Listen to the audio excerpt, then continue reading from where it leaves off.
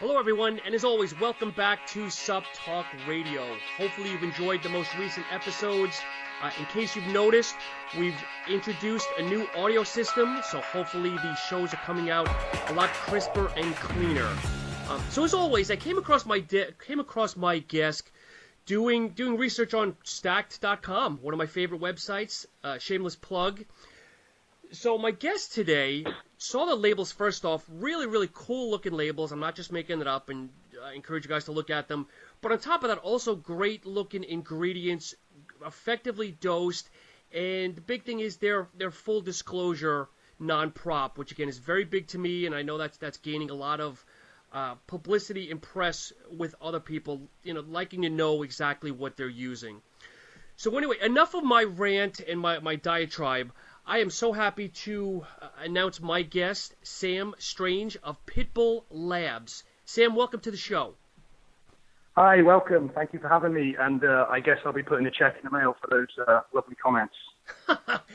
Sam, again, joking. No money is past hands. But I have to shout out Stack, doing a great job, all things supplement related. And, thank you guys for your publicity. Sam, and I appreciate that. I know you and I have been emailing. It feels like forever, and I'm glad to finally be speaking with you live on the show today.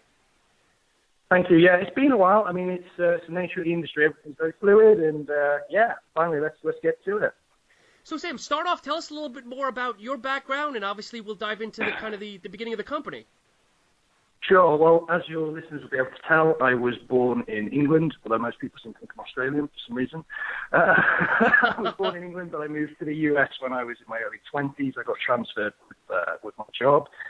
Always wanted to live in the US, always felt I belonged on this side of the ocean. I was very lucky to get that opportunity, and the nutrition industry almost, I wouldn't say mistake, I'd say synchronicity. I used to be a big fan of Gaspari products. I used to take all the originals, used to be a big fan of Rich, and I sort of got headhunted through the parent company, which acquired Gaspari, to go and work there. So that's how I ended up in the industry. It's almost very, very synchronistic how you end up working for the brand who you've been taking their products for X amount of years. So shout out to Rich and the Gaspari guys doing their thing. So spent about 18 months with those guys, and then as part of the restructure of the business, when they became part of high tech, I decided that I thought I was capable enough to go and do my own thing, and that vision eventually turned into Pitbull Labs. So here we are. So now, how old is the company officially? Well, I incorporated it in 2016, limited liability company. Obviously, I incorporated back in June. We officially launched, put it out there into the public around November, December 2016, and then we had our first production runs over the last couple of months. Unfortunately, as a lot of people know in this industry, lead times, they move. We've got to play a bit, fast and loose with them. But we've been essentially, we launched 1st of January to the market officially. Now, Sam, opening up your own brand, is that something you thought about for years, or was it just due to the nature of the merger or the acquisition with Gaspari, you figured now's the best time to do it?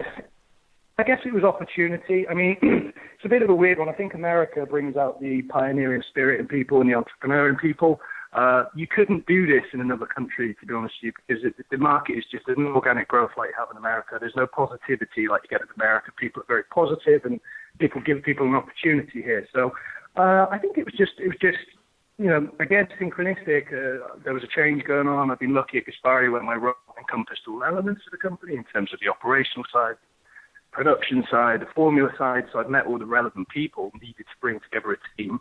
It was almost like just I could go and work for someone else again and make some money for other people, or maybe I can make some money for me, and maybe I can do something positive with it, which is we've committed to donating a percentage of all profits to Bull. The one I actually quite like to just give a little shout out is the Lovable Rescue in Pompano, Florida. They're like our sort of strategic partner at the moment, so we donate a percentage of all profits back to them to help rehome Pitbulls. So. Now, when you were at Gaspari, did you actually interact with Rich himself? Oh yeah, I mean, Rich was. I guess Rich was my boss. Okay. We worked hand in hand every day on things. It was a very strange time for that company because Richard. There've been some issues, and I won't go into that because it's all very public what happened, sure. And they're doing very well again. So But yeah, me and Rich used to liaise on pretty much everything. I mean, listen, first day I got into the office, he made me train legs with him. And, oh, jeez. Dude, like, he's getting on a bit, but let me tell you, he's still a beast in the gym, and I was on the floor in the shower throwing up. I'll be honest, I'll admit it. So. How long did it take you to get feeling back in your legs? I couldn't walk for 3 days. I mean, I to be honest, I refused everyone in the office, even like, pro kind of people who, athletes said have, with the exception, obviously, of Branch and Heede and people like that who were there at the time. But like the sort of mid-level guys, no one would train legs for them. No, I mean, it's just no point. It's just no point because, you can't teach that. I mean, this guy was benching like 500 pounds at like 18 and stuff. He was a phenomenon. Like, he was just a genetic freak. So. Sam, I wonder if that was part of the initiation of taking the job at Gaspari, figuring, okay, if Sam can hang with me, then he's got the his job, but if he doesn't, then he's got to go back home. Yeah, I mean, it was a bit of a hazing, and I'll be honest, I couldn't hang with Rich. I mean, we had some good workouts, some good times like arms and stuff like that, but yeah, legs, just, it's not worth it. I mean, I'll be honest, the first drop set of leg extensions, like, this is a difference. That's what I learned. Like, you think, why are some people like next level to the people in terms of like sporting endeavors? Because when you're done, you're not done. And he pushes you, he would push you through that sort of plateau. And like, I'm telling you, I couldn't walk after leg extensions. That was just a warm up for him. Oh, I was so full of blood. And obviously, we would trial the products, and we had the plasma jet then, and we had the cluster dextrin, which is obviously a very good product and something we want to bring into our range on the cluster dextrin.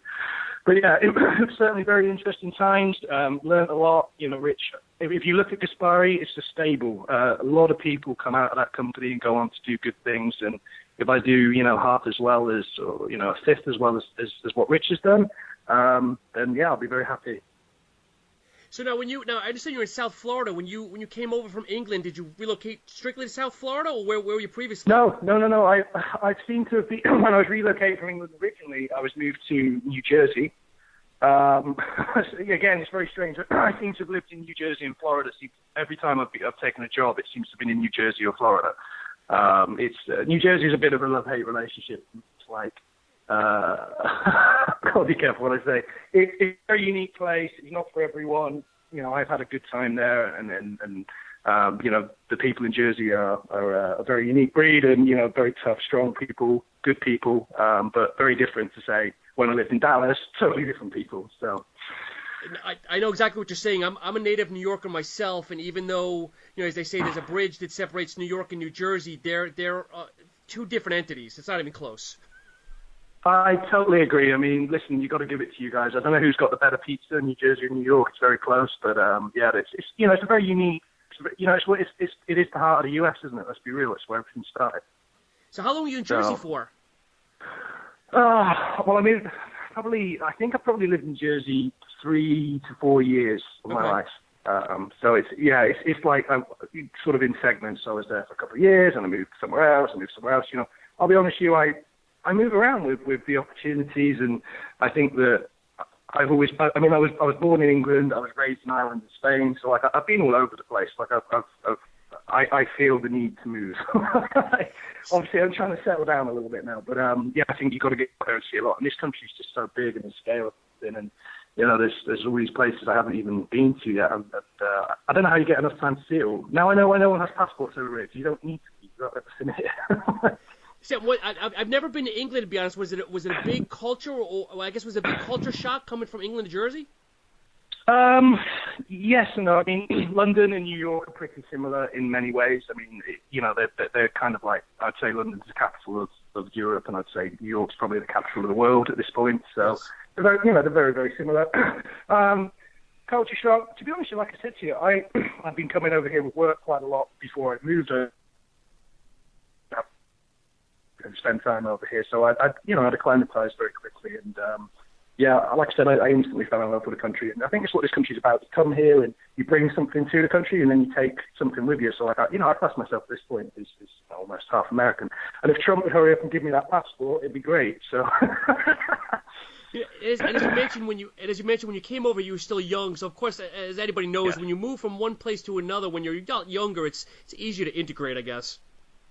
Sure, yeah, you absorb the culture, and like I said, I have to be very, very honest, like, I've been treated extremely well by everyone, pretty much, with the exception of maybe one or two people. But no comment on that, but, like, yeah, I have to say that Americans are extremely friendly and welcoming, and if you come with the right attitude, I'm here trying to tell them, then that's different. I can hear an American, not to try and force my culture on your country, so. Yep. No, Sam, so I appreciate... Sorry, we're getting a bit political. I'm trying to put myself as getting political, sorry. No, that's okay. So, I'm sure it's easy because you sound like a very grounded, just easy guy. But of course, the accent. Some people are probably intrigued by the accent too. So of course, they want to talk with you or learn more about you. Do you know what? I'm fine with that. Apart from in one situation, which is if I'm out to dinner with a lady, don't be impersonating me in front of that lady like you're serving me. Please, just treat me with respect. I'm a paying customer. Yeah. Don't need to do your Johnny Depp Pirates of the Caribbean accent to me. Oh, do that at the bar. Don't be doing that at dinner. Oh man. So Sam, let's talk a little bit about the products. I know you've got a few good products that are looking good. I don't know if they're officially launched yet, but we'd love to kind of dive into some of the product line. Okay, where would you like to start? I mean, I guess we start with the whey because that's kind of the cornerstone of most brands, I guess. Sure. Okay, so what we haven't done, we haven't gone down the route of giving SKUs sort of TM names, trademark names, honestly, because I think sometimes it gets a bit novelty, and also, like this, everything good's been done, really, and I'm not trying to rip anyone off. And sure. So we just called it 100% whey because, it is all whey. We don't use any other sources of protein.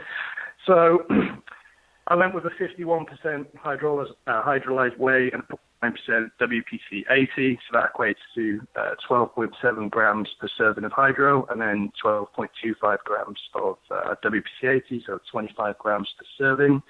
The reason I went with that is I like the hydrolyzed whey. I think it's very good, especially post-workout. As everyone knows, it's a pre-digested protein, so it absorbs very, very quickly. The only issues with it, you lose a lot of the growth factors as part of the extraction process. And then you also get a pretty bitter flavor, so it can be very challenging to flavor it, especially as we try and go natural. We flavor with stevia. We don't have any artificial colors in any of our products. So that's great. We're very much trying to take as much, quote unquote crap. I find it very strange that, people eat very healthy, they don't drink soda, and they do this and blah, blah, blah. And then the supplements which are meant to be making them healthier have all this artificial crap in them. Now, I know sometimes you need a little bit in because some of these ingredients are very unflavorable, but like I said, we're committed to trying to remove as much while maintaining, an awesome taste experience for the customer. So getting back to we kept the WPC 80 in to get the IGF and the growth factors back into the protein, and it all helps improve the flavor, so it's still an enjoyable experience. So, it's very clean. There's no sugar in it, 6 grams of carbs, little bit of fat, just about 2 grams in total. So, it's very, very clean. And as you see on the label, you will see, because I'm going to send you some, unfortunately, we didn't get it out in time to the show. We operate a no bullshit approach, a no BS, and on every label there is a BS in one of those circle signs, like, the no entry signs. So that's just like our commitment to you that, it's no bullshit. You won't ever hear anything from us like, take this pill, sit on your ass and get a 6-pack. That's not, you're never going to hear that. Or gain X amount of lean muscle in 6 weeks taking this product. You're never going to hear that because, I'm sorry, it's BS to me. So here's something I got to commend you on, Sam, because first off, some people might argue with me on this, and you're going to agree to disagree, but I look at your protein as in the layman's terms, almost full disclosure, because again, even though there's the 2 different proteins, you're kind of telling people how much of each protein is in there instead of hiding behind a prop blend in protein, which is very popular or very common. I'll be honest with you, we're not going to have any profit. We know blends on anything we do. Everything's going to be open label. We're always pushing it to. Now there is a little bit of difficulty. Sometimes you can. One thing again, you haven't do was keep things very simple and clean and not confuse people, not put bar graphs and science on the labels. If you want that, you can go on the website and you can read up about it. Most people, I think it can intimidate them a little bit, and, it doesn't look good on the label. And you see, that's the issue, is when you're trying to explain to someone that it's, it's not a proper blend. We're very insular. We talk to ourselves in this industry, proprietary blends and, amino spiking and this and that. Well, do you know what? The average person in the store doesn't have a clue what that is.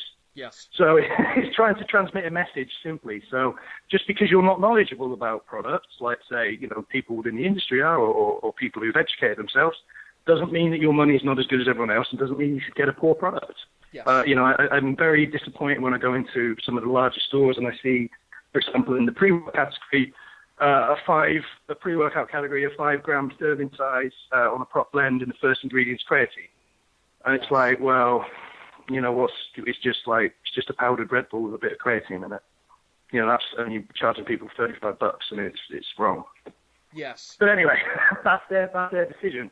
Hopefully we'll be on those shelves soon, and people can make an informed choice. So yeah, going back to the protein, we tried to keep it very simple. Just say, listen, it's 51% hydrolyzed whey, 49% WPC 80, and on a 25 gram serving, that's 12.75 grams and 12.25 grams respectively. So.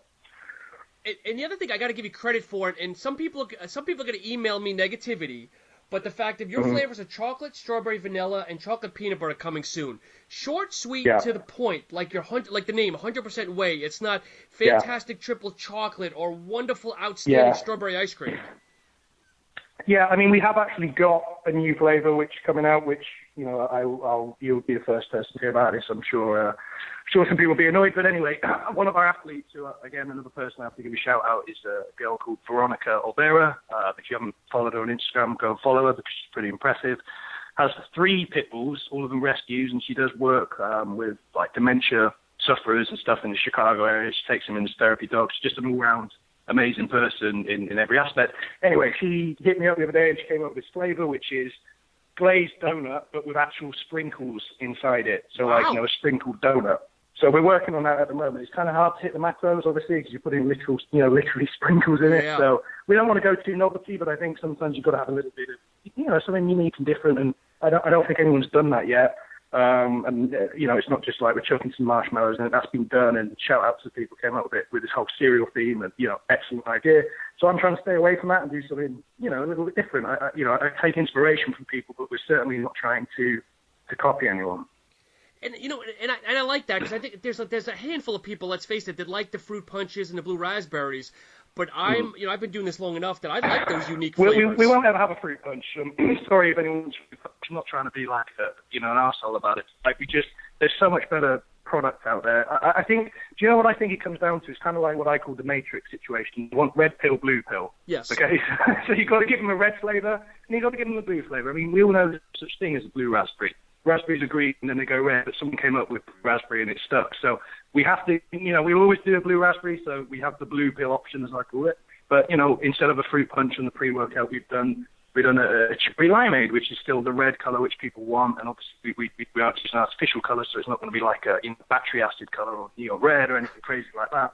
And then we're trying to do things a little bit different and come up with more unique flavors, because that stock fruit punch flavor. And don't get me wrong, there are some good fruit punches out there, but the majority of it is, the same flavor which has been around for like 10 years. And I can remember drinking creatine when I was about 16 with this fruit punch flavor, and it's just, it stings your mouth and it stains your teeth. Yep.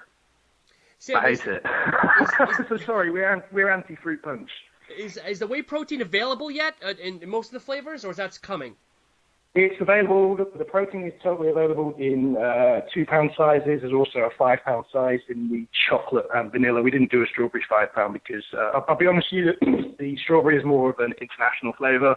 And again, having lived in, I've been living in Europe, North America, traveled quite a lot in, South America with this job. The strawberry you get in America is not the same as the strawberry you get in Europe. The palate is very different, and that's something we need to be conscious of. So a lot of strawberries over here, I'll be honest with you, I think it tastes kind of like medicine. The strawberry here in the U.S.?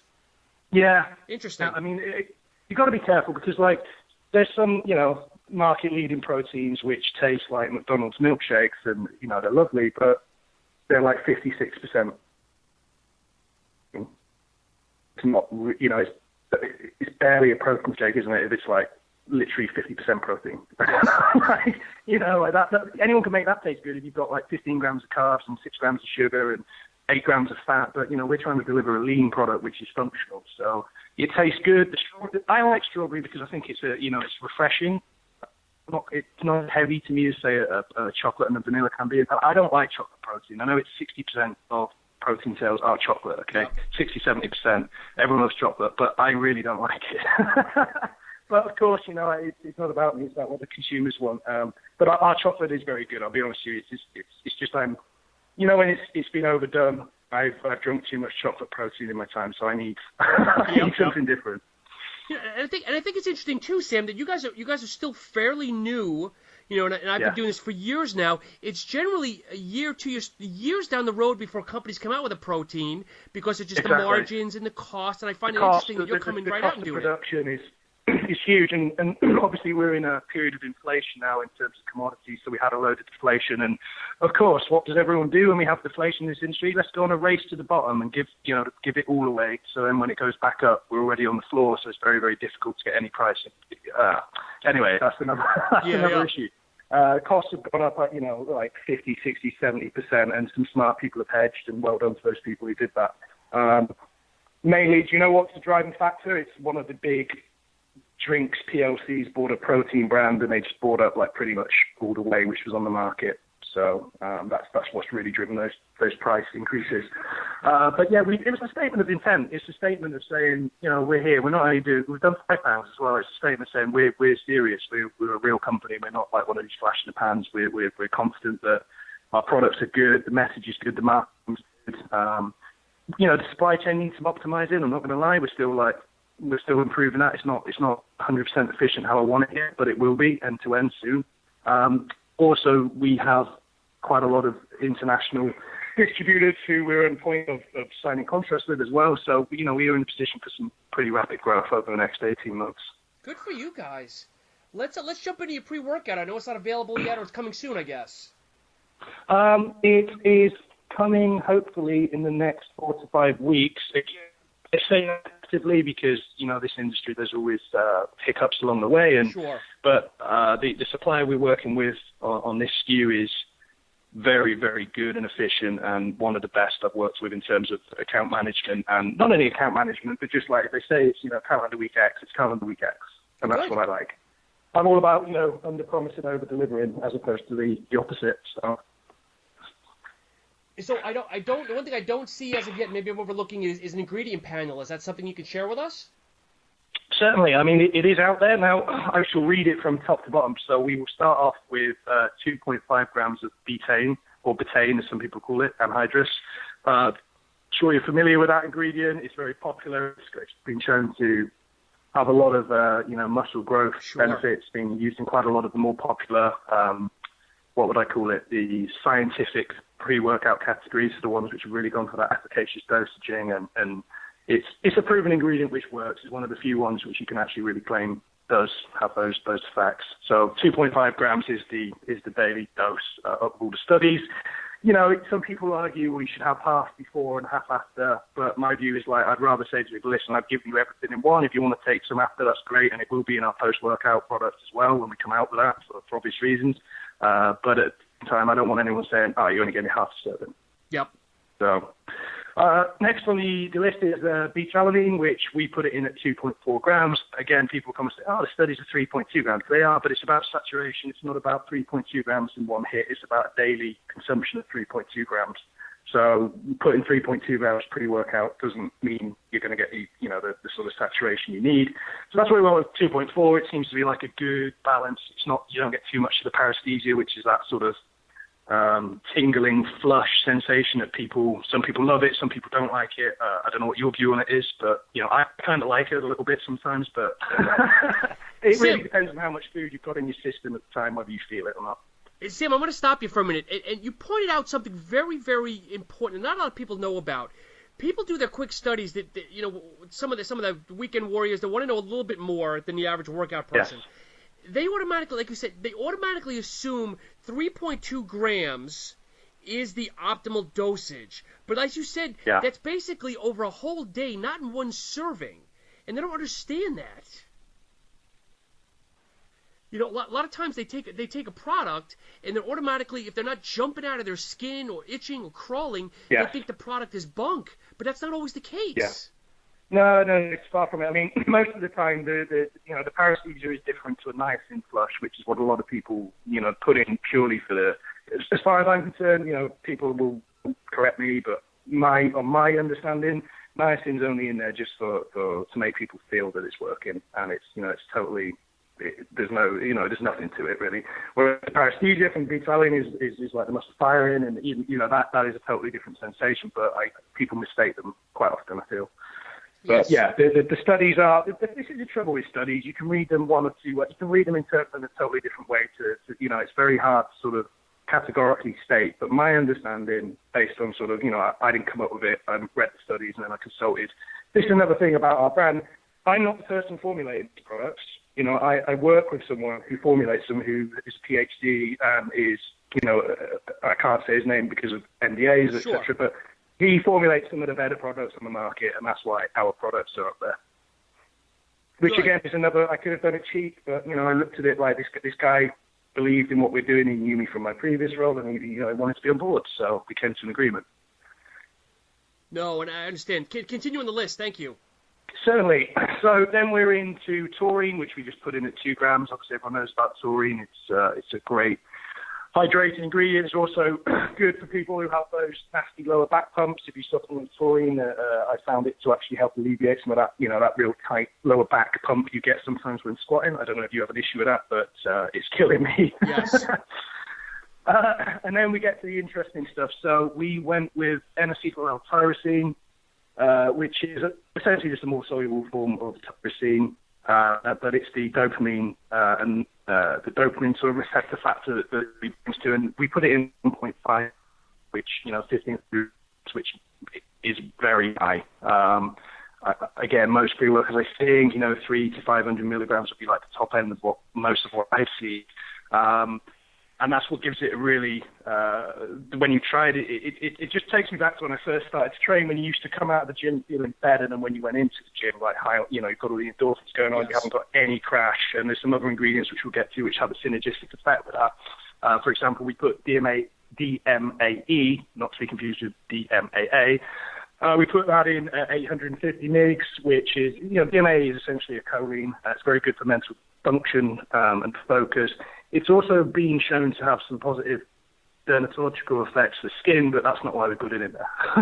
We put it in there at that dose because the combination of the N-acetyl-L-tyrosine and DMA, it just gives you a real nootropic effect, and it really focused. And it's one of those pre-workouts where you're in the gym and you're just smashing it out, and you don't notice you're doing it. You just go through it. And it's only when you kind of come out and you go, wow, I was pressing like 80-pound dumbbells overhead, like, what's going on?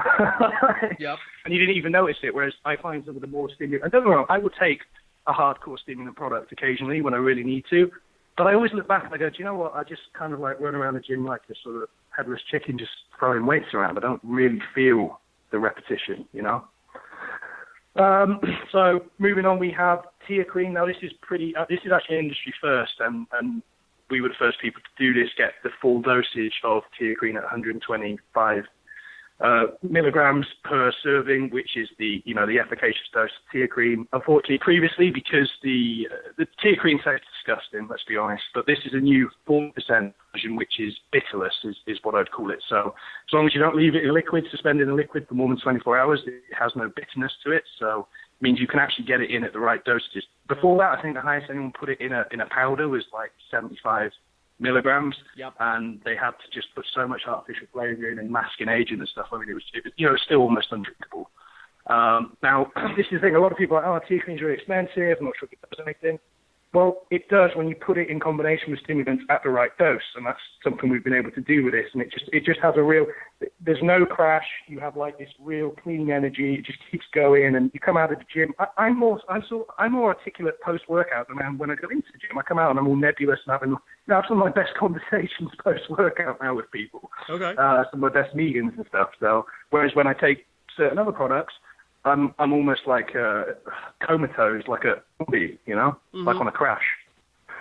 So then going down the ingredients, take-home messages, I guess, we're the first people, period, to bring it in a pre-workout at this dose. I know there's some fat burners out there in capsules which have that dosage in, but we're we're an industry first, and I expect that to be a trend you're going to see more of over the next 6 to 12 months. I think you're going to see more people using it, especially in the post-DMAA world.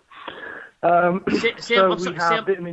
I lost you for just a minute. What was that last ingredient again? You zapped out for just a minute. Teacrine. Okay. No, we got that. Okay, continue. We got it. Okay.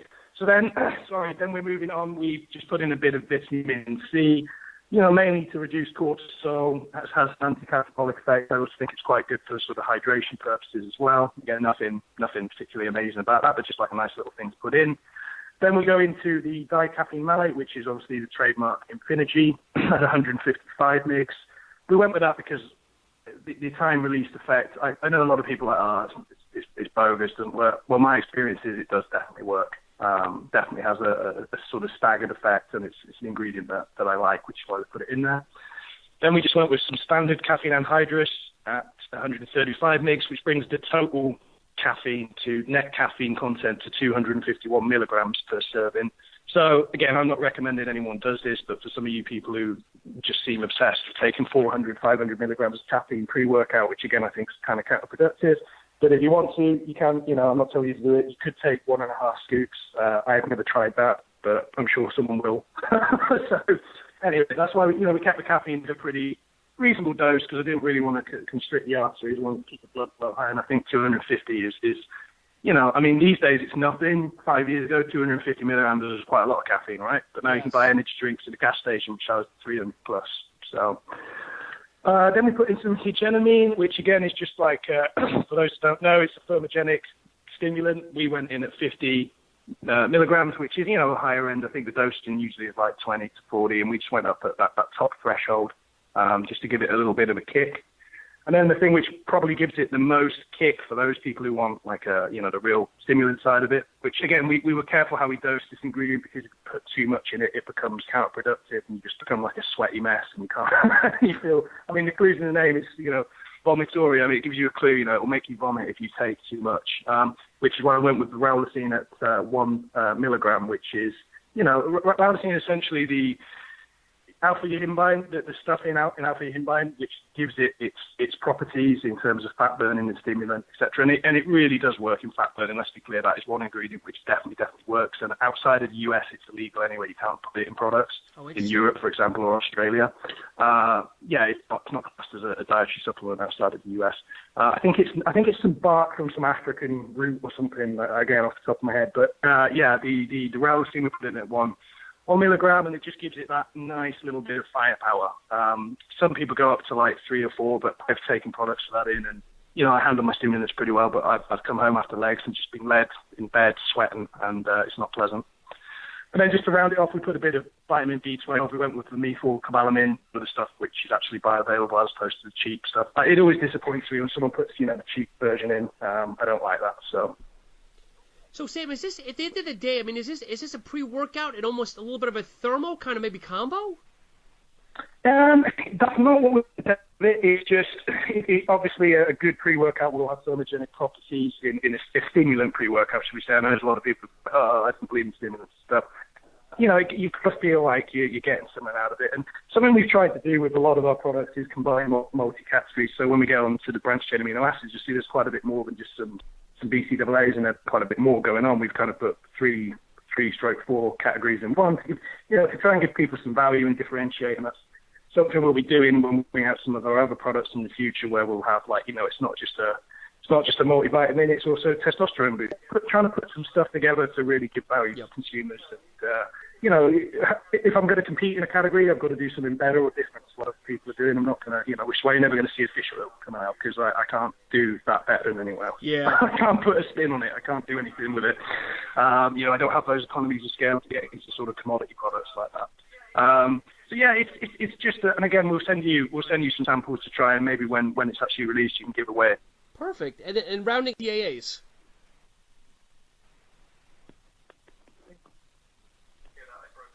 And rounding out the product line, you have some BCAAs. Yes, we have branched chain amino acid, which is a non-stimulant, and we have a stimulant version. So the BCAA products, first of all, I guess the first takeaway point is it's plant-based, so it is vegan. We're not going on about it being vegan as a unique selling point. I didn't make it because it's vegan. I mean, like, you know, my brand is Pitbull, like, we eat meat, you know, it's not about it being vegan. The reason I did it is, again, it just comes down to this whole sort of bullshit stuff, which I talk about, which is most BCAA products are actually made out of you know, duck feathers and hog fur, and they extract it chemically. And to be honest with you, like, back in the day when it was 4 or 5 times more expensive, I can kind of understand it from a marketing perspective. You know, you P&L perspective, should I say, profit and loss, you gotta make money. But they're pretty comparable in cost now.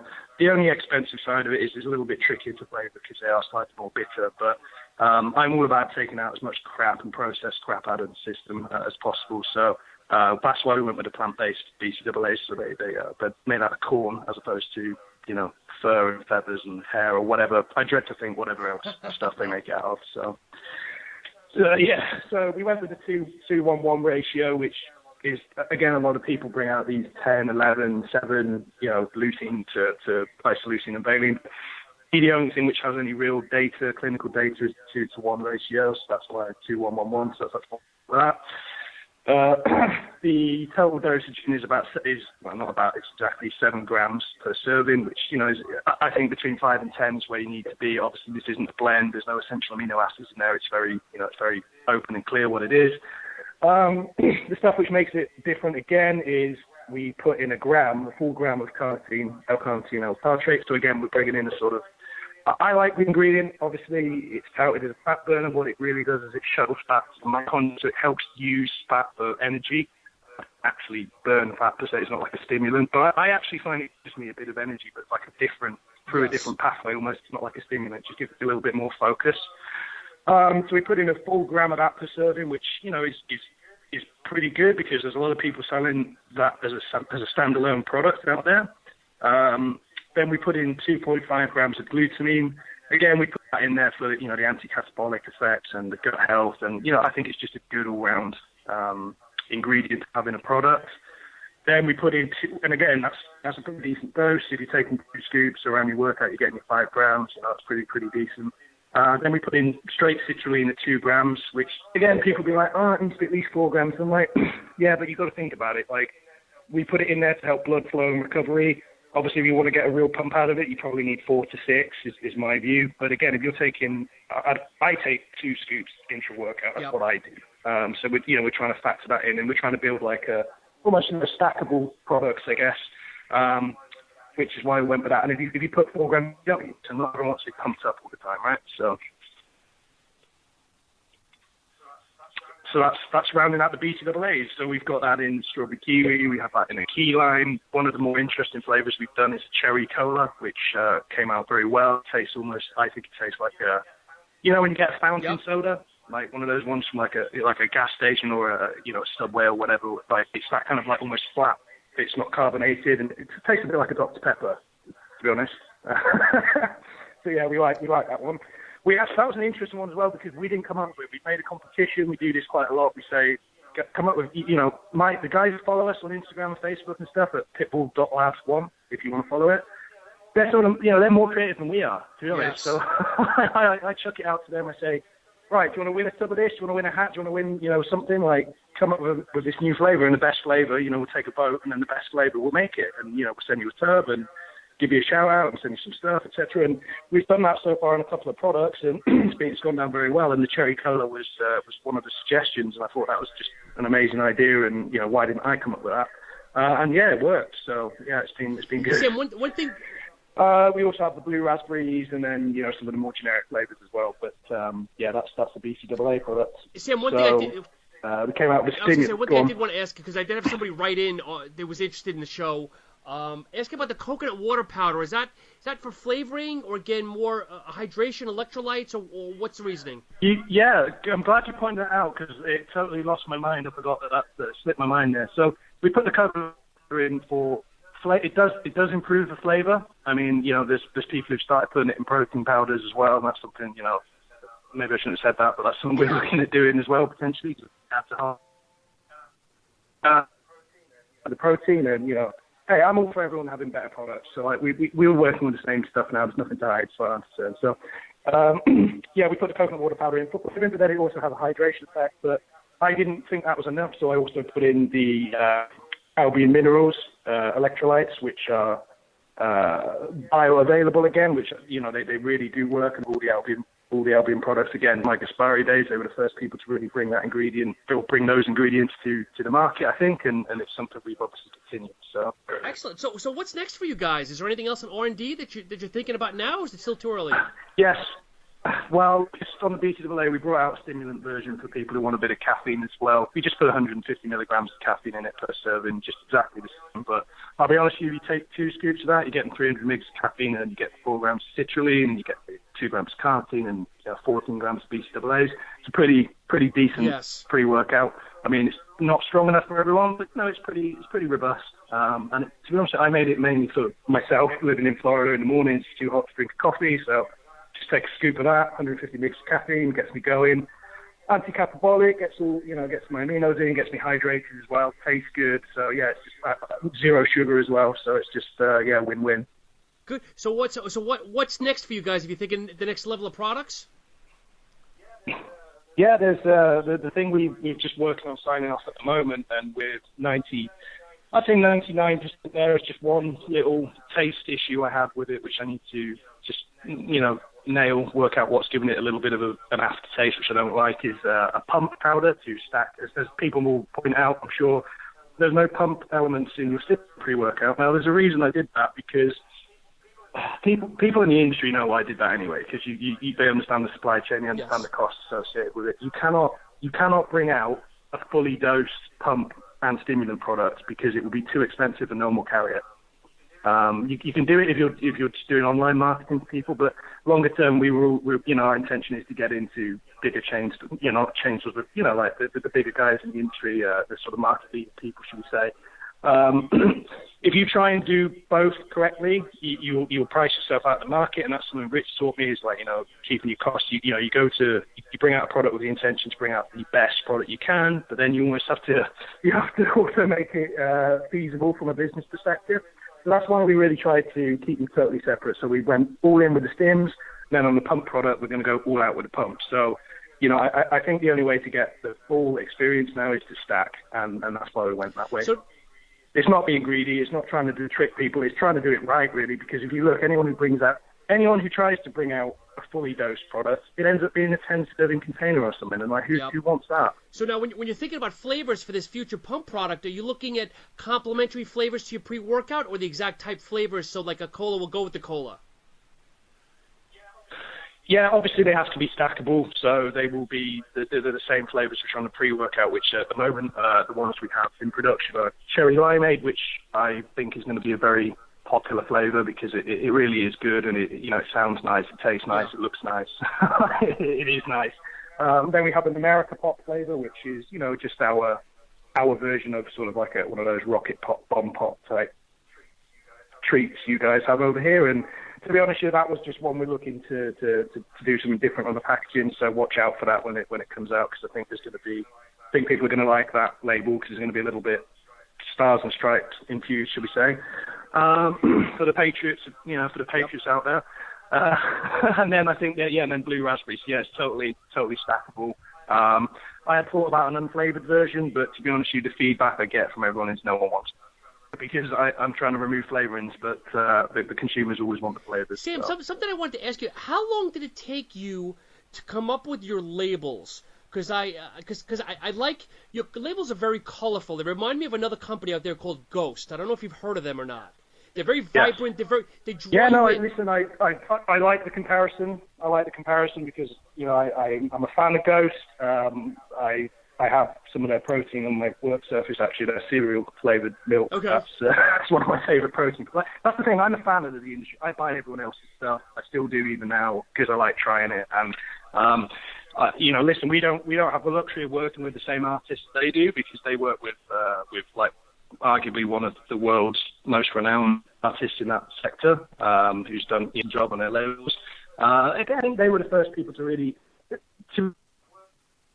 work. I've already even seen Ghost, but I think you could say there was potentially a little bit of inspiration in terms of doing something totally different to what everyone else is doing, and they might be the originators of that theme. But I think when you look at the products, when you see them next to each other, they are very, very different. Ghost Step is very, very colourful. Ours, we've gone a little bit darker on some of our own, but yeah, that's a good analogy because good comparison because they're one of the people who are doing it right, in my opinion. Yeah, because again, it's just you're multicolor, very vibrant. So I'm sure when they're on the shelves, sitting next to other products, that they're hopefully going to grab people's eyes first off, and then again, people that.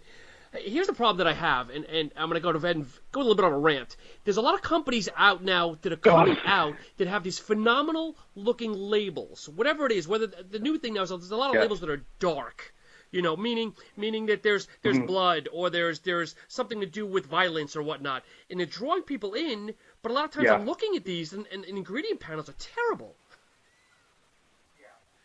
Yeah, well, I'll be honest with you. My vision originally, and I'll drop a few names because this was what I was thinking. I was like, I kind of want to bring maybe not to quite the same degree, but almost a NutriBio level of transparency and quality.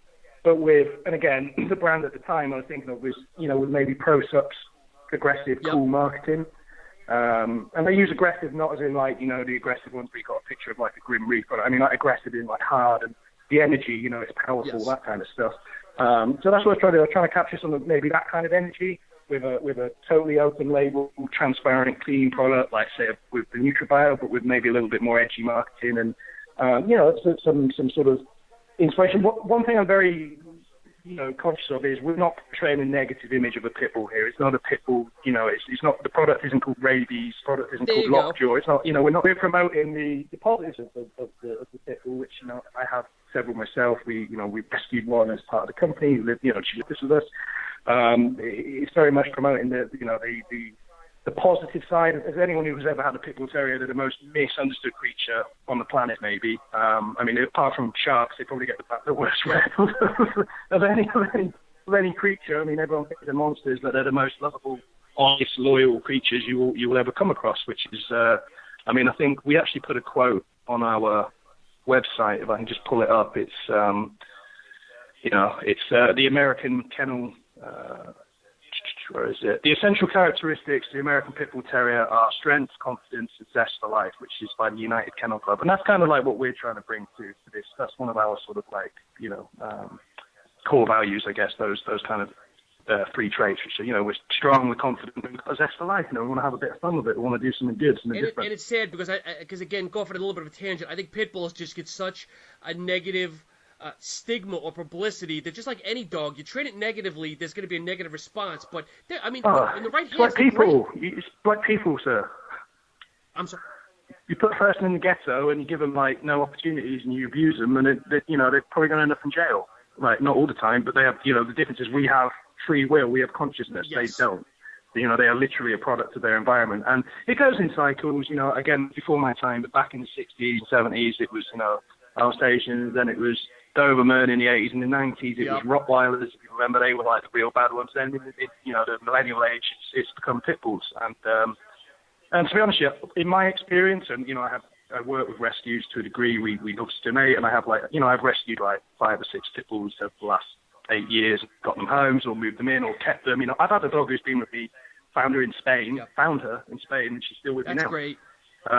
She's got a passport. She flies around the world with me.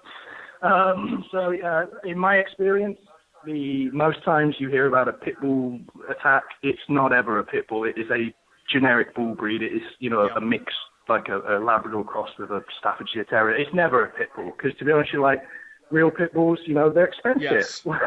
People don't, they're like real Pitbulls usually don't get used in dogfighting rings. It's usually like a mutt, to be honest, like a bull breed mutt. And to be honest, I don't even wear Nike anymore after the whole Michael Vick stuff. When that happened and they re-sponsored him after come out, I refuse to wear Nike. Like, you never see me wear Nike. So that's how strongly I feel about it. It's kind of hard because you try and buy a pair of sneakers you don't like, right?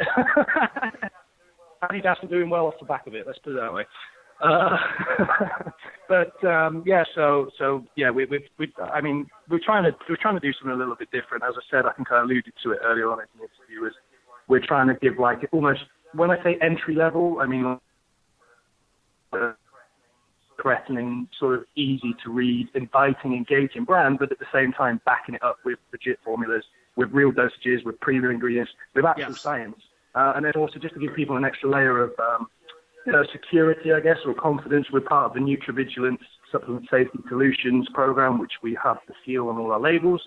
And essentially that just means we're a best practice operator. We go above and beyond current best practice or current legislation, should I say, in terms of, adverse event reporting, which, again, to sort of explain to people what that means. When something bad happens, it's like, how do you handle it? Is it adverse event reporting, serious adverse event reporting, like when something really bad happens, what are you doing about it? Obviously, product recalling, which means, we have a good working relationship with people who are involved in sometimes even guiding the FDA on their policies. So, yeah, we work with those people. They put their seal on our product. It's not, it obviously comes at a cost, but it's just our way of trying to show people that we go above and beyond current standards of, I guess it's, trying to roll out best practice and excellence. Sam, I had a listener write in, actually, and I guess they're aware that you're a very fairly new company, and he had asked, what advice do you have, good, bad, or different, to someone that wants to open up their own supplement company like you have? Start with a pre-workout. That's the thing you need, and if you can do a good one. If you can't do anything good, don't even bother. Don't put drugs in it. Yes, of course. That's not what I mean by do a good product. I would say bring out. It depends. First of all, you've got to understand what's your point of difference, because you can look at it two ways. There's organic growth scheduled in this industry globally and domestically through 2022, based on the latest data I've read, and it's pretty good. It's 10% year-on-year average, I think, is what the growth is, and 10% doesn't sound like a lot to people who don't do this kind of stuff, but that's huge. That's millions and billions. Like when you put it over like in an industry this big. The US is the largest market, but then second to that is Europe, and UK is mainly tried with that, and then after that you have Australia, and then you have emerging markets like MENA, Middle East, North Africa. But anyway, I'm going off on a bit of tangent. My point is, what are you doing different to anyone else? Because what we don't need is another Me Too brand, because there's a million of them. So what are you going to do different now? Unless you can come up with something token, you have a real point of difference, or you have, if you're an influencer who has like the networking ability to do it, then that's different. But if not, you need to come up with something very unique. And I would certainly say, don't do a protein unless you have the funds to do it, because it will eat all your working capital up. It's very difficult to compete in that sector. You need to, I was lucky to have people who invest in my ideas to be able to do that. I couldn't have done it without my investors, so thank you very much, guys. And then I would say focus on a good pre-workout to really get a bit of buzz. Now, the reason I say that, it's the only products, fat burners and pre-workouts are the only two products where your consumer knows instantly, within 20, 30 minutes, is this good or is this shit? It's not a cumulative. It's not a cumulative thing. It's not like taking protein for 6 months. Oh, yeah, I've made gains. Straight away, within 30, 40 minutes, this is a good product. So that's why you really, that's how you're going to get some real exposure. And then it's just, do it right as well. Don't try and trick people. Bring out, do your research, align yourself with the right people, and try and make a niche for yourself. And honestly, I think that's something we've been able to do. With the Pitbull is obviously a big part of it. People are very, people who have Pitbulls love them. It's like they have, people who have Pitbulls really, really like Pitbulls. So we were pretty lucky coming up with that idea and that branding. And then obviously the formulas back themselves up as well. And, aligning yourself with the right people is very important as well. But unless you've got 6 figures, I would say wait until you do, because you're going to really struggle. You're going to really, really struggle. No, I hear you. Sam, it's been a stellar conversation thus far. Is there anything else you might want to let the listeners know that we haven't talked about? Well, I think I've just got a probably other athletes who, great job representing the company, and the apparel range as well, Pitbull Athletics, a few of them are repping that. That's something else which we're working on, so just putting that one out there. There's a guy who'll go shout out called Frankie Perez, who's a UFC fighter, a good friend of mine, someone who used to train me when I lived in New Jersey, so hoping he's getting on the next UFC card. We're still waiting for that, so that's, just good luck with everything with that. There's a guy called Jacob as well, who we're working with, who, it's a bit of a long story, but we came across him on one of the gym motivation pages. He's a dude who's been suffering with anorexia, and this isn't, I'll be honest with you, it's something I know nothing about, or I knew nothing about it. To me, that was like an issue for supermodels with cocaine addictions, not for guys. But anyway, this poor guy, he was due to thyroid. the hormonal imbalances, he was down to 98 pounds, which, as you know, is very, very bad. He also made a mistake of accidentally taking nearly 6 grams of caffeine, and he nearly died because of his body weight. Yeah, so I'm sure Jacob will be tuning in. But anyway, one of our athletes based out of Dallas, dietitian, his name's John, Ripped Republic, which is an awesome Instagram name, so go and follow him. I spoke with him and we agreed to do his diet. So John's done his diet and his training regimen, and then we've started sending him products to try and help get him up to a healthy weight. And we've also started a GoFundMe page to try and help fund, the surgery he needs, which unfortunately he can't. The medical treatment he can't actually afford at the moment. So if anyone's interested, go and look on our page, go and see that, go and check it out. If you can help, great. We're trying to help. And it's, just a real, someone who doesn't use an excuse. He gets up, he goes to the gym, he tries, he gets his, he works out, he puts it all in, and I'm sure we'll get him fixed. Sure. And Sam, where can we... I'm trying to think. There's anyone else. There's loads of people, In fact, I've got to shout out the guys at the Lovable Foundation as well, which is all breed specific rescue who we're working with, and these guys do so much to these animals. Like you can imagine like cleaning dog crap up all day. But these people are saints as far as I'm concerned. Like they are literally they do it all for nothing, just for the love of the animals, and they're very, very passionate about it. So I've got to shout those guys out. And then was there anyone else? I think that's it really. Just thanks to the guys who are working with me across the supply chain, so the suppliers and Forward Design, the graphics team who do all my artwork and take my ideas and make them look way better than what I thought they could look. So, they've done an excellent job. So, Sal, if you're listening, thank you very much. And I hope we continue to work together. Perfect. So. And, Sam, where can people learn more about you, social media, all that good stuff? Okay, so obviously we have pitbull-labs.com, which is the website. That's, you can get pretty much all your information there. Have an Instagram, Facebook, Snapchat. We don't really use Snapchat yet, but my marketing girl keeps telling me we need to start doing that. That's a new trend, marketing on Snapchat, blah, blah, blah. I mean, I'm not down with the kids like she is, so I'm going to take her word on it. It's pitbull.labs1. That's where you can find us on social media. Perfect. Sam, I want to thank you so much for taking time to speak with me as well as educate the listeners. It's definitely been a pleasure. No, it was a real pleasure for me. I hope I haven't rambled on too much, and I hope you can all understand my thick British stroke Australian accent, depending on...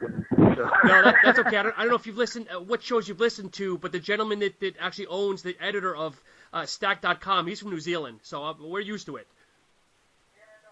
Yeah, no, I picked up on that. Obviously, I can distinguish, whereas people over here, if they hear someone speaking English without an American or what I call the Hugh Grant accent, which is, that very proper Harry Potter kind of British, which I'm from the north of England. I'm from Manchester, and I've got a northern accent. If they don't hear that, they automatically assume you're from Australia, because that's the only other English country they can think of, English-speaking country. So I just go with it now. I'm just like, yeah, I'm Australian. Yeah, come on, mate. Well, perfect. Well, thank you again, listeners, for tuning into this great episode. As always, these can be downloaded on iTunes, YouTube, as well as Podcast Garden for Android users. Drop us an email at supptalk1@gmail.com. We'd love to hear from you. Comments, criticisms, ideas for future guests. We'd love to hear from you. And as always, we appreciate your time. Have a great week. Hello, everyone, and thank you for sticking around. Hopefully you've enjoyed the conversation that I had with Sam Strange of Pitbull Labs. As always, we're back again to the Stacked Supplement Minute with Shane Smith, again coming to us from overseas in the UK. Shane, how are you? Good, thanks. How's it going for you? Good. So what's the industry looking like this week? So have another good group of stories from the past week. The first one actually comes from the FitCon Expo that was in the UK for the first time this past weekend, and we actually caught up with the guys over at Gaspari Nutrition. And I mean, even though we were in the UK, they gave us a bit of information that is good for basically Gaspari fans from all around the world. So they basically confirmed that they have a new protein powder coming called MyoPure, like a similar kind of name to their famous MyoFusion protein. The big difference with this one is that it's a casein protein, slower digesting. A lot of people use it for nighttime and stuff like that. They didn't really say too much about flavor, but it was just, that it's a casein. And for those who sort of haven't or aren't keeping up, is that now means that Gaspari does have 2 new products coming that are due to launch sometime in the next few months. The other one is actually their DMAA fat burner arsen, and we don't kind of know too much about that, just that it has the famous stimulant DMAA in it. Now with Gaspari, do they have their own booth, or are they piggybacking off of high tech at the conventions nowadays? I think that it's kind of they sit in like a group. If you go to like the Arnold, the Olympia, and stuff like that, and it was kind of the same at FitCon. They kind of like buy a space and share it across their brands. Like at the Arnold, they had a sort of a square, and you'd have APS on one side, Gaspari on another. At FitCon, they kind of had a few tables, a few booths, and you had iForce, which is a high-tech brand, and then Gaspari was beside it. But they do kind of still present themselves as very separate. So here's another question, Shane, and I don't want to compromise us because we're not obviously lawyers, but you mentioned the new Gaspari product with DMAA. I guess with the whole FDA thing, that they're still going to come out with DMAA or DMAA products? I did ask them about that, and like from what I was told, the whole thing is that because they're still in court and they're still it's an ongoing thing. Basically, they can't have it taken away from them, or they can't they're allowed to keep doing it while the court case is going through the system. Like when it comes out the other side and they win or they lose, then enforcements can apply. But until that's done, they're still going to be doing them as much and as fast as they can, as if they would any other time, I guess, before it was even this kind of stuff was going on. And they said that, until it's over, they're going to keep doing it. I guess high tech's going to push the DMAA thing till it's official. I guess a hard no, and for all we know, it might be a couple of years still before I guess the trial is done or whatever they call it. Yeah, I mean, I didn't. To be honest, I don't see a problem with it. I mean, I know a lot of brands are sort of can't use it because they're not produced through that or high tech and stuff like that. But to be honest, if you can use it, you can use it. It's great for the consumers, and I mean, it's a great ingredient. Yeah. So what else did you see over there, or what else is exciting? Well, the next one we have, and this kind of went off. This is just a big story that hit, I guess this month, but we only sort of just shared it, and it's been read thousands and thousands of times. And there's a brand called Insane Labs, and they're primarily known for their basically stimulant products. They make a lot of pre-workouts, a lot of different things, and they have a new one coming out. And again, I don't know what's in it. I only know that it's got one ingredient that we can confirm, which is ampiberry, which is a form of juniper extract, and so I can't confirm anything else. But the name of it is, I think, what got a lot of people reading about it. It's called I Am God, and straight away, I think that's what got a lot of people's attention. Social media was going off with comments and stuff like that. But at the moment, we do only know that it has ampiberry. I'm assuming it has caffeine because they're actually promoting it or claiming that it's going to be the strongest pre-workout on the market, full stop, which will be quite interesting. I did see that. So, but I'd be curious. I know strongest pre-workout. I'd be curious to see if there is caffeine, what the content's going to be, because I know there's products out there that are hovering 420, 450 on the caffeine. I would hate to think that something's going to be higher than that. I've always, I don't know. It's a hard one to say because you don't know what's in it. And I think that they're sort of promoting ampiberry on the front suggests that might be like the most intense ingredient. So I doubt it's going to have anything like DMAA or anything explosive. And I mean, it's I haven't even tried any of their pre-workouts, but a lot of people do claim that their products market, and I don't know who said that, and it's been true, and that's just me. But yeah, you have to wait and see, I guess, for this one. I'm a liberal type of guy, but I don't know to name a product. I am God. I think that's pushing the envelope, but I know their labels and their whole brand is about pushing the envelope a little bit. Yeah, that was what a couple of the comments were hitting up when we shared it. I mean, I think that's purely what got the attention, but it will be interesting to see if it does turn out to be as good as it is in it, as it claims to be. Give you a launch date or an expectation? Absolutely nothing that I've heard we'll stay so tuned. far. I was told 3 or 4 weeks from a week or two ago. So it could be this week, but with brands it could be delayed. It could be there's 1,000 things that could change that. Sure. So what's next? The next one we got is actually from a guy called Tim Muriella, and he was I would say that to me he was always the face of I'll Pump You Up, which is a online supplement store, and for years, maybe even I don't know the exact time, but as long as I've seen his face and I'll Pump You Up, they've always been together. And I don't know, sometime over the past few months or so, he branched off to kind of do his own supplement line. He's sort of built a fan base of reviewing a lot of supplements and giving a lot of supplement advice and fitness advice. So I guess he's got a great following for people that trust him, and now he's decided to put together his own ones. And I mean, he's done a few videos explaining that, he knows that he's reviewed a lot of products, and that for him to make his one, it has to be one of the strongest. And that product launched, I believe it was earlier this month or late last month. And the product's a pre-workout. It's called Spasmatic. And it's actually, we just did our review this week after running it for about, I think we did it for like 2-3 weeks, not every day, but used it enough to get a good idea on how good it is. And it's a very impressive product, I guess, for a first outing from Tim.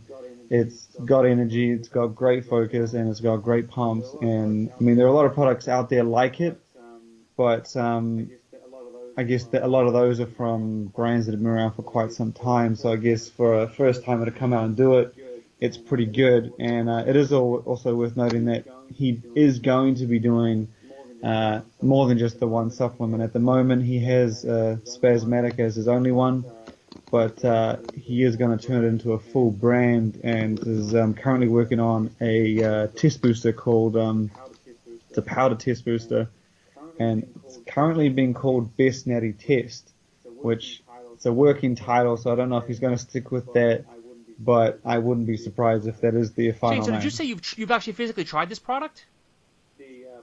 The pre-workout? Wow. Yes, we've been. It was launched, like I said, like a month or so ago, and we got it. Watermelon taffy. How was the flavor on that? We didn't actually comment on the flavor, but it's not too bad. Like, the problem with us is that we sort of take it on the go, like we do the scoop into the mouth. Oh, okay. I don't traditionally shake it up. I just go scoop. You're one of those guys. It's just, and like, it means you don't have to like wash out the shaker and don't have to take 2 shakers. Okay. Yeah, for me it's a pain in the ass, but nah, it's if it tastes and if it's doable by just throwing it straight into the mouth, then it does taste pretty good. And so I mean, it wasn't at all sour. It wasn't at all tangy or anything like that. I thought it was pretty good. It was a good watermelon. It's got 400. I'm going to divert for a minute. It's got 400 mgs of caffeine. I guess you're a pretty tolerant guy then, huh? I mean, I prefer around 300 to 400, but we always have I always have a favorite pre-workout that I can sort of try one beside to make sure that, I'm not too tolerant and that I'm still, the product that I've come to trust still feels the way it feels. And I mean, the energy in this one was pretty intense, and like a lot of the pre-workouts we've been having lately have all been about, I would say, 350 to 450 milligrams of caffeine. So it's become kind of the standard, or like the amount that you want if you want to, I guess, compete per se. But like it's not it's not. I don't think 350, 400 is too bad. Although I do know people that love like That's how I 200, am. and I know people that have 600, and I mean, each to their own. But yeah, That's how I kind of be. I kind of purposely keep myself low, so that's me about 250 on the caffeine content. But anyway, like I said, to each his own. the next story we have is actually this one came out over the weekend, and it's not so much a major story, I think, for consumers, because this product, or this kind of product, has been around for a while. I think it's more interesting for supplement companies and supplement stores. So what it is Amazon, they launched a line of supplements earlier this year called Amazon Elements. And it's a really, really basic line. They started out with 4 products. It was just calcium, vitamin K2, turmeric, and vitamin D2. And that was it. And they only contain what's in their titles. And they list their dose. They're kind of just basic products. They don't really have anything that they, like any effects that they promise on the front. They just are what they say. And over the weekend, Amazon launched a new one for the line called Magnesium, which is just magnesium, 4 milligrams per serving. They do have kind of a little trick to them, like they got a QR code on the front, and if you scan it with the Amazon app, it takes you to a certificate of analysis going over the exact breakdown, which is kind of cool and stuff, but like I said, it's not, consumer-wise, I don't think it's anything new. Like, these things have been around for a while. What I think is interesting to a lot of brands is, should be to a lot of brands, is that, you know, a lot of people are sold on Amazon, and now Amazon's doing its own supplements, and, you know, I keep seeing the same comment, like, you know, they asked brands to come to their store to sell. Now they've seen how to do it. Now they might, or they're trying to do it themselves. So, I mean, it'd be interesting to see what they do and where they go from here. But like I said at the start of the year, the Amazon line was invitation only, which what it meant was that you would send your email in, and then they would send you an invite to buy the product. I submitted mine, and I got an invite 3 weeks later, which was a very long time. But now it's switched to Prime members, so you don't have to get an invite. You can, if you're an Amazon Prime member, you're eligible to buy it. You know, and I'm gonna I'll go off on a rant here, but I love Amazon. I buy so much stuff on Amazon, but I almost feel bad because it's places like Amazon, it's putting, you know, brick and mortar stores out of business, whether it's, you know, the Staples and, you know, vitamin stores and stuff. I feel bad. I mean, good for them, but I feel bad because they're hurting the brick and mortar so much. Yeah, I think that's but the thing is, I think that online stores were already doing that before Amazon kind of stepped in, but now I think it's become more of a problem, because I know a lot of stores that they were brick and mortar, but then with the age of online, they started pushing online as well. But now that you have Amazon, who's not only taking brick and mortar business, but they're also taking online business no matter how good you are. So they're kind of taking both just straight out, and like, I was talking to a guy the other day, and the craziest thing is that this market is not even a blimp or a fraction to Amazon. And so, I mean, for them to just try and get in and dig their claws in, it's not too difficult, I don't imagine. Yeah, I guess the big question over time will be, will they just stay with the vitamins and minerals, where when we look at the true supplement companies, you know, a lot of times they don't even think of that. If they stay that route, then everyone, I think, would be safe. But if they start doing the pre-workouts and the proteins, then there's going to be an issue. I think they will. I mean, bodybuilding.com did it. GNC does it. Every store does it. So, like, I wouldn't be surprised if, like, it does happen. And all it will take was just be them to nab someone from a well-known brand or someone's experience, and and it wouldn't be too difficult. Yeah. So Shane, anything else in closing? The last story I have is actually, and this is, I guess, kind of big when it comes out or when we find out what it tastes like. But Quest Nutrition just unveiled a new bar, and it is worth saying that they've only just, I guess, officially unveiled it. They tested a bar called the Quest Hero Bar at the Arnold Classic in Columbus, and they were giving them out samples apparently. And what it is it's a candy bar style protein bar, which is very different from their classic fiber bar, and very different from their Beyond cereal bars. What we call a candy bar style bar is essentially a protein bar that is more like a candy bar than your typical log protein bar. It's got layers of flavor on the inside, and it comes wrapped in a chocolate coating. And that's basically what the Quest Hero Bar is. It's essentially a protein bar that's made to look like and taste like a candy bar, along the same lines as ProSup's My Bar and Grenade's Carb Killer. It does have a little less protein than the Quest bars. It's got between 15 to 17 grams, depending on the flavor. It also has less calories, though, with anywhere from it's 170 to 200, depending on the flavor. But most or more interesting thing that people find is that it uses a new sweetener called allulose, which Quest first used in their Beyond cereal bars. But the trick with this one is that it's meant to be labeled as a sugar or something, and it's meant to taste like a sugar, but it only comes with 1/10 the calories, or at least that's how Quest is kind of promoting it. I wonder if it's a type of like sugar alcohol or something where it doesn't actually impact the body like a true sugar.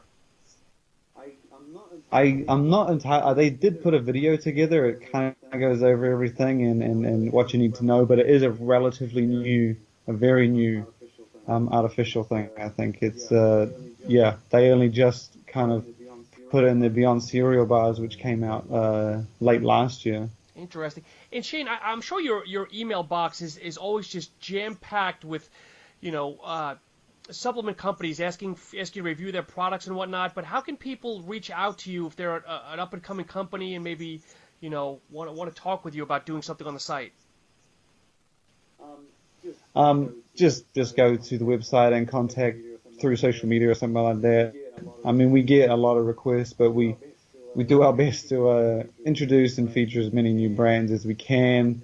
With reviews, it's a little trickier. We kind of got to pick and choose which ones we think are going to be worthwhile and which ones we think people need to know about.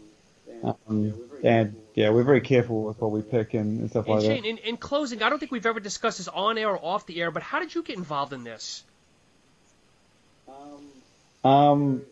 It can be a long story, but short story. I ran a online supplement store way back.